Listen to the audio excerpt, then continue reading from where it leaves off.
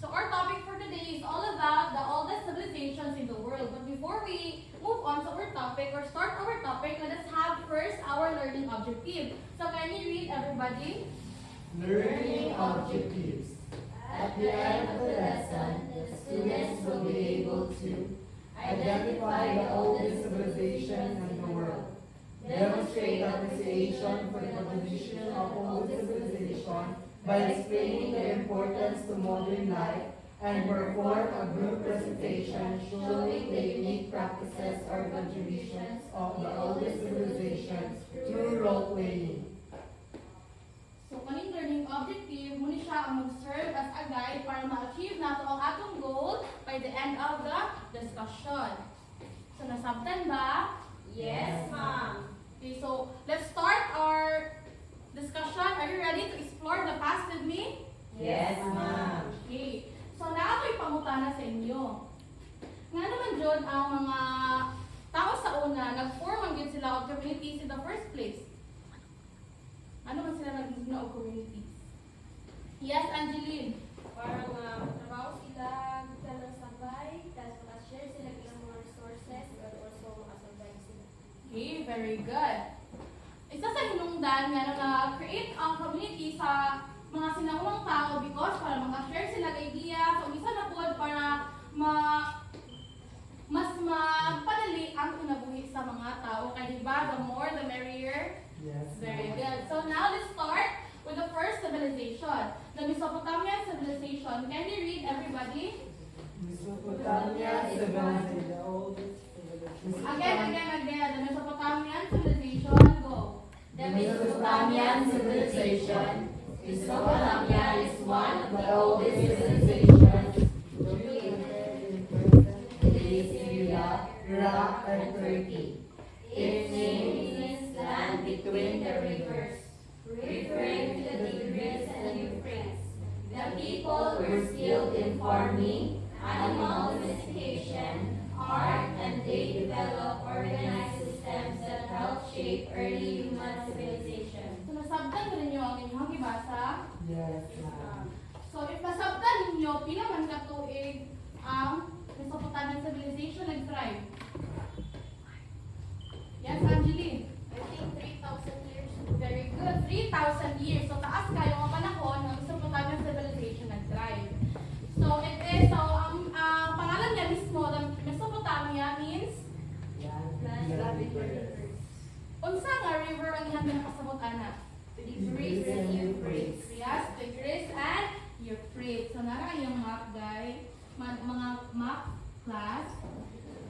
So, mo siya dali ang Tigris River and dinhi ang Euphrates and ganing Mesopotamia na in between sa ilaha duha. So, what do you think is the advantage living between two rivers? Yes, Angeline? One month, mag-provide siya water for farming, also sa pag-inom o sa pang-fishing. Okay, very good. Kapag naman yung tanong, water is very important. So, kung unsa ka-importante ang tubig sa ato karon, muupod ang ka-importante sa tubig sa una. And then sa una, ang tubig mo ay ga-supply sa ilang mga kinahanglanon, especially silang survival essentials. And tungkol po sa duol ang Mesopotamia sa mga sapa, diha po sila nakatuon o cultivate sa mga plants and also domesticate magod sa mga animals. So, kabalo mo sa ang domestication sa animals? Yes, Jmar. Naka-idea, Jmar? Kanang pagpalaga sa mga animals na Pwede. Animal domestication is kabuhi-kaw animals, mainly for food or para pakatabang sa farm work. For example, ana is ang cow. Di ba? Ang cow kay, siya ang pakatabang sa pag-farm. poultry yan, ma'am. Yes, pultrihan. Makakuha kag meat sa chicken and also iyahang itlog. So, di ba, same gihapon sa atua karon. Di ba, ang cow, ginagamit pang gihapon nato, di ba, sa atong pag-farming. Ang chicken, gagawag yung tag-egg ug meat, di ba? So, makita nato nga ginagday history ang tanan. Di ba, matingal ta nga, man yun nagsugod, ng magkaon taog, manok. Karning manok, magkaon taog itlog, man yun nagsugod nga ang kabaw or ang baka is ato ang ginagamit sa itong pagdaro. So, binhan. Isa na siya kay influensya sa Mesopotamia.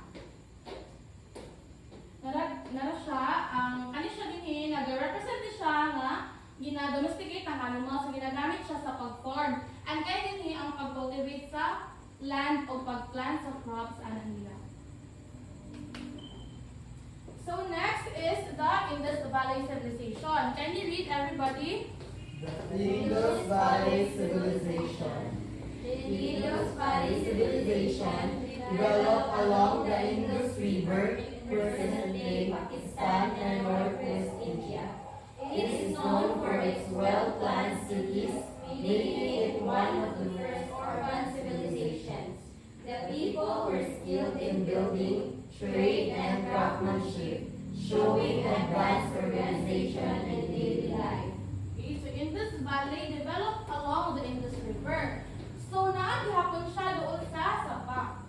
So again, dakong gyud kaayong advantage ang makapuyog mo daplin sa Sabah kay daghan kaayo na siya og possible na mahatag sa inyo. Like first yun is ang water supply. And located siya din sa may kilid sa Indus River, northwest din sa India. Muna siya ang Indus Valley Civilization. So na-mention din sa inyong ibasa, they were skilled in building, trade, and craftsmanship.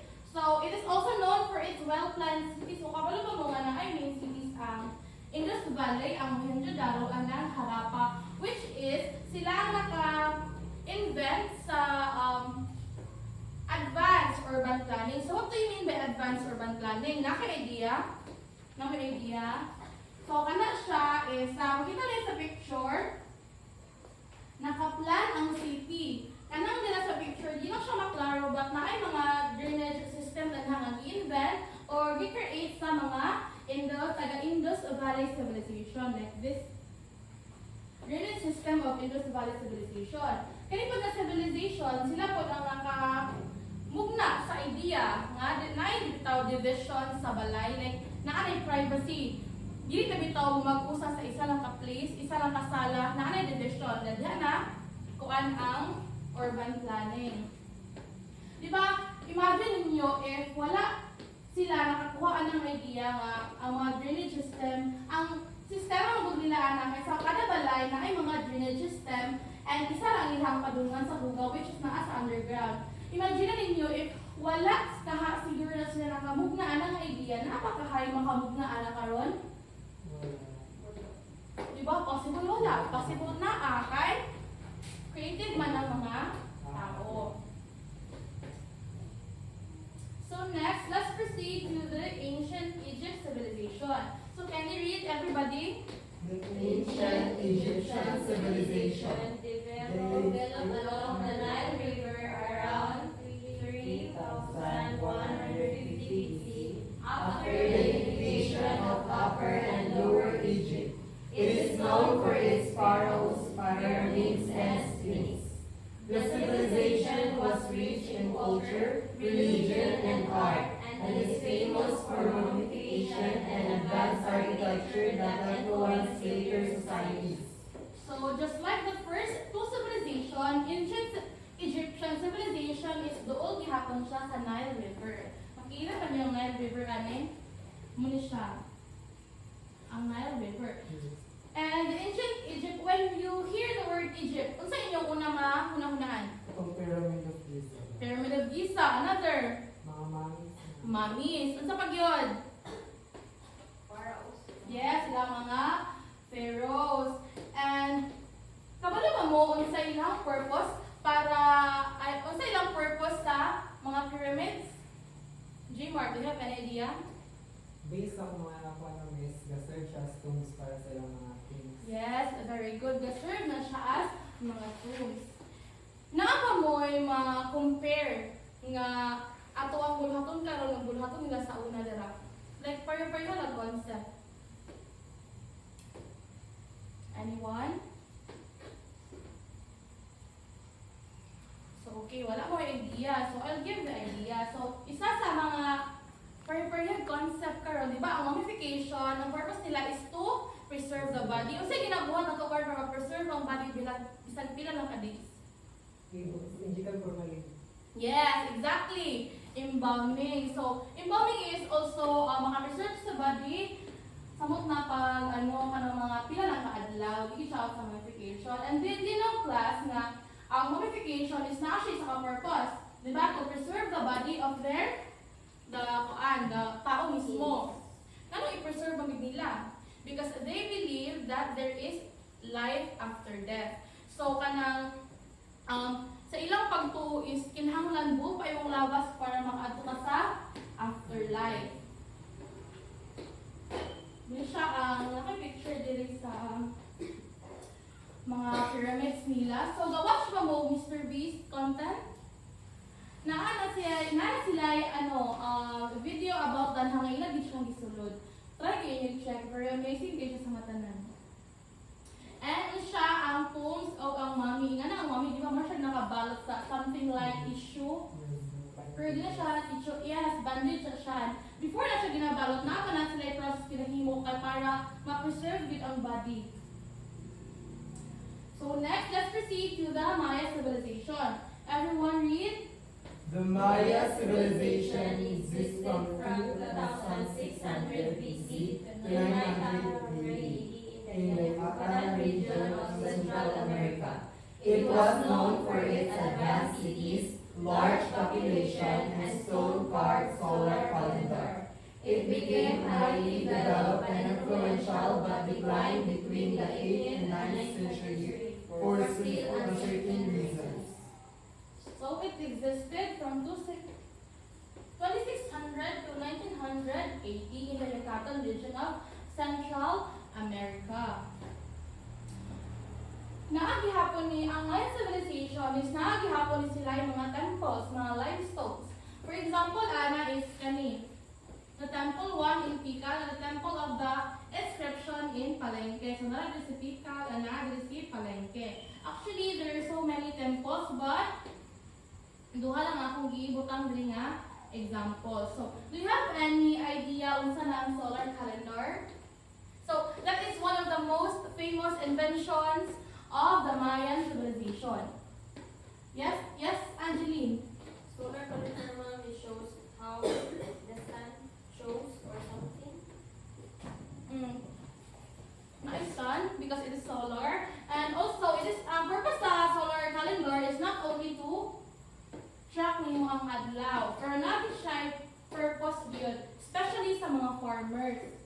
Because ang solar calendar is, hindi lang lagi siya pang track sa day, but also, pong solar calendar, wala siyang mag-help sa mga farmers para makaplano kung kano sa magtanong sa crops o kano sa mag-harvest sa crops. So, di ba? It is very practical in their everyday life because gamit kayo siya sa agriculture. So, nila ang forma sa solar calendar. Where di ba siya this and something shield? Let's proceed to the next civilization. The Chinese civilization. Everybody read. The Chinese civilization developed along the Yellow River and Yangtze regions around 1600 BC. It is known for major inventions such as silk, paper, gunpowder, printing, and the compass. Starting from the Shang Dynasty and lasting until the Qing Dynasty in 1912 AD. It Greatly contributed to science, technology, and culture. So, di ba, familiar mo sa mga Chinese? Yes, ma'am. Di ba, ang Chinese is mga, dili ito ikalimod nga bright na sila. So, they have, excuse me, contributed a lot to human knowledge, like their technology, and also their science. Okay. So, do you have, naman yung nabalaan ng mga inventions sa Chinese? Anyone? Yes, Angeline? Silkworm. Okay, another. Very good, Angeline. Paper, ma'am. Okay, very good, paper. So, di ba, paper, napag-iuban actually the printing, the gunpowder, The compass. the compass. So, kanang ipanganlan na ba siya influence sa ato karon? Yes, ma'am. Very good.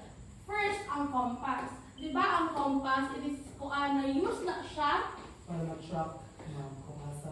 yes, para ma-navigate nimo. So, nagamit siya sa global exploration. Also, ang paper, mas na nato ang ato ang pagsulat.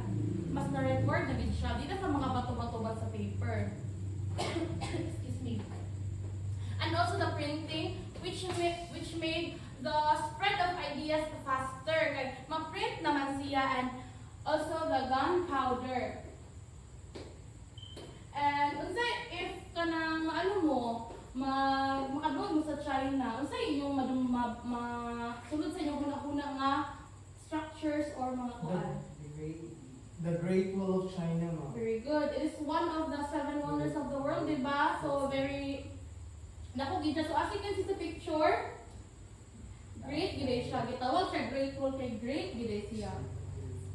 So muna siya ang map sa China, pero daghan-daghan ni siya og mga dynasty. Nana si Han Dynasty diri, and so much more to mention.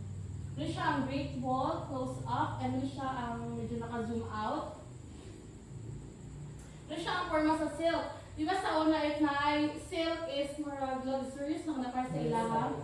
Kaya siya naman sa siya, makita naman sa picture nga, nindot yung mga pattern. And di po siya basta-basta na makuha lang yung mga threads. So for the last civilization, we have here the ancient Greek civilization. So everybody kindly read the definition of the ancient Greek civilization.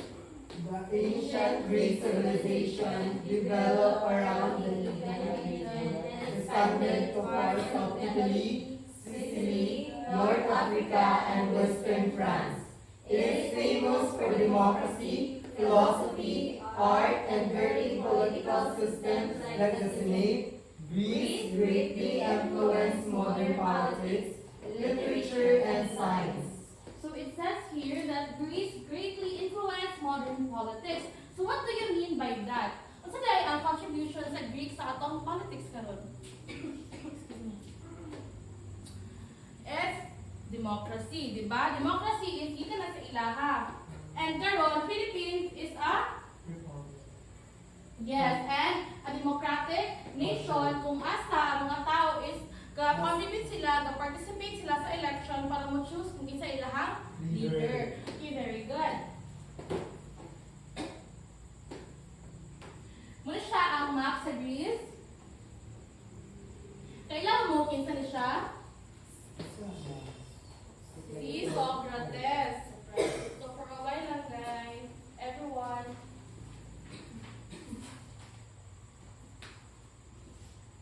What is Socrates? So, famous na siya sa iyang method. So, can someone tell me yung sa method ang famous si Socrates?